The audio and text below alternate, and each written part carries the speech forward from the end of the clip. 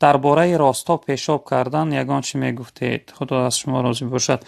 برادر عزیز، درباره راستا یعنی راستا مردم خودمان چخت پیشاب کردن میگویند. البته اکثر از علمای دین این عمل حرام میدونن، این عمل نادرست است.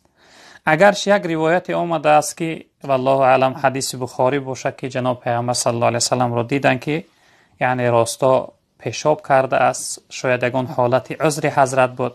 اما در ضد در مقابل این حدیث با حدیث ها از حضرت عایشه مادرمون هست، از حضرت عمر است که حضرت عایشه مادر گفتن که جناب پیغمبر، هر انسان گویا که جناب پیغمبر راستا یعنی چخت پیشاب کرده است وی را باور نکنه، گفتن حضرت عایشه، چون که جناب پیغمبر هرگز این کار نکرده است، نمیکنه.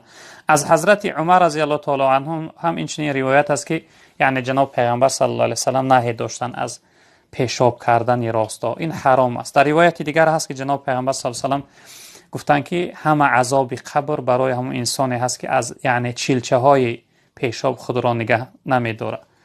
روایتی هست که به قبرستان میگذشتن، یعنی صاحب دو قبر در عذاب بودن، جناب پیغمبر امر کردن براشون کمی یعنی چوبی تر آوردن، پیغمبر بزرگوارون چوب از بین دو تا کردن و در اون یعنی قبرهای او دو شخصیت خلانیدن، یعنی پیش کردن، رس کردن.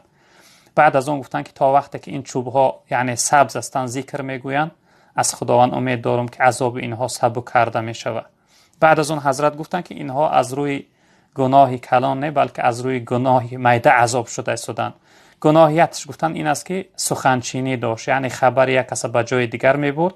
گناه دیگرش این بود که از پیشاب خودداری نمیکرد، یعنی از پیشاب خودش را نگه نمیکرد، یعنی هم چلچه های پیشاب در پاچه ها و در بدنش می رسیدن.